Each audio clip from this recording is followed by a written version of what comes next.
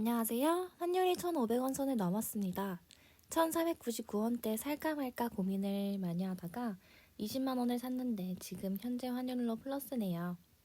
환율이 1,400원대로 떨어질까요? 아니면 1,500원을 유지할까요?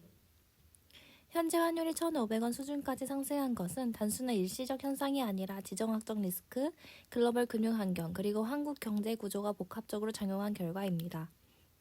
특히 미국과 이란 간의 군사적 긴장 고조는 글로벌 금융시장에서 위험 회피 심리를 자극하며 달러 강세를 더욱 강화시키는 촉매 역할을 하고 있습니다. 그러나 환율의 방향성을 판단하기 위해서는 단순히 전쟁이 끝나면 떨어진다는 접근이 아니라 보다 구조적이고 다층적인 분석이 필요합니다. 환율 상승을 이해하기 위해서는 먼저 단기 요인과 구조적 요인을 구분해야 합니다. 미국과 이란 간 갈등은 전형적인 위험 회피 상황을 만듭니다. 이 경우 글로벌 투자자들은 위험 자산을 줄이고 안정자산인 달러로 이동합니다. 이 과정에서 달러 수요가 급증하면서 환율이 상승합니다. 하지만 더 중요한 것은 구조적 요인입니다. 미국은 여전히 세계 긴축 통화금이고 글로벌 금융 시스템은 달러 중심으로 작동합니다. 위기 시 달러 수요는 자동적으로 증가합니다. 여기에 더해 미국의 높은 금리는 달러의 매력을 더욱 강화합니다. 투자자 입장에서는 안정성, 수익성을 동시에 확보할 수 있기 때문입니다. 즉 현재 환율은 단순히 전쟁 영향이 아니라 달러 강세 구조 위에 전쟁이 추가된 상황이라고 볼 수 있습니다. 환율을 결정하는 가장 중요한 요소 중 하나는 금리 차이입니다. 미국 금리가 높아지면 달러 자산 수익률이 높아지고 그럼 상대적으로 한국 금리가 낮아져서 자금이 유출되며 그 결과 원화 약세, 환율이 상승합니다. 이 과정은 단순한 이론이 아니라 실제 자본 이동으로 이어집니다. 글로벌 투자자들은 항상 더 높은 수익을 추구하기 때문에 금리가 높은 국가로 자금이 이동합니다. 현재 상황에서는 미국이 그 역할을 하고 있습니다. 또한 중요한 점은 시장은 항상 현재가 아니라 미래 기대를 반영한다는 것입니다. 즉 금리를 이미 올렸기 때문이 아니라 앞으로도 유지될 것 같다는 기대 때문에 달러가 강세를 보입니다. 한국 경제는 환율에 매우 민감한 구조를 가지고 있습니다. 한국은 반도체, 자동차, 제조업 중심의 수출 국가이며 따라서 글로벌 경기 둔화 시 수출이 감소하고 이는 원화 약세로 이루어집니다.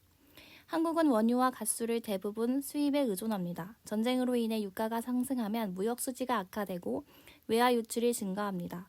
외국인 자금 비중이 높은 시장이기 때문에 글로벌 자금이 빠져나가면 환율은 빠르게 상승합니다.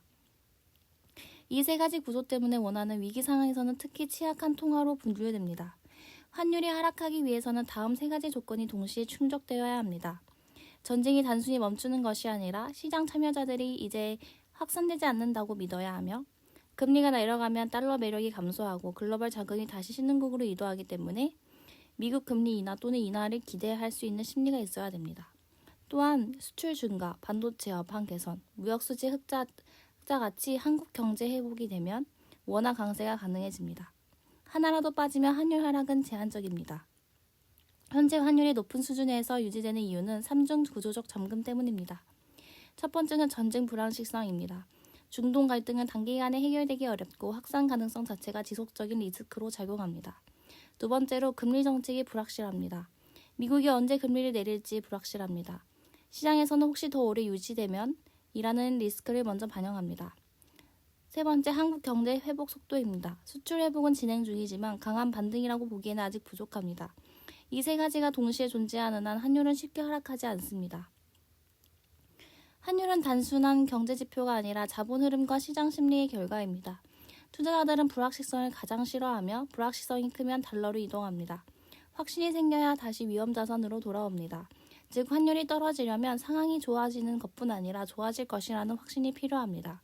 이번 전쟁에서 중요한 추가 변수는 유가입니다.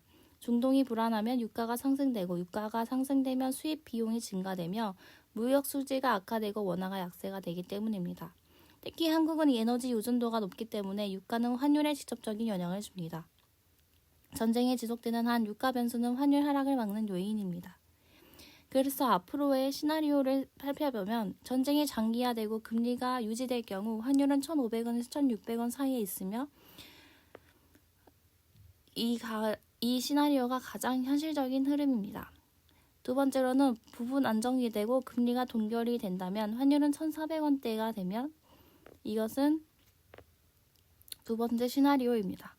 세 번째로는 전쟁이 완화가 되고 금리가 인하되며 수출이 회복될 경우 환율은 1,300원대로 나올 수 있겠지만 조건이 아주 까다롭습니다. 환율은 마지막에 움직입니다. 전쟁 완화 신호, 금리 인하 기대, 실제 금리가 인하되고 자금이 이동하면 환율이 하락합니다. 환율은 항상 가장 늦게 반응하는 변수입니다. 지금은 하락 시작이 아니라 버티는 국면입니다. 지금은 환율 상승은 구조적이고 하락은 가능하지만 조건부이기 때문에 단기적으로는 고환율 유지 가능성이 높습니다. 따라서 지금은 언젠가는 곧 떨어질 것이라기보다는 높은 수준에서 유지되는 구간으로 보는 것이 합리적입니다.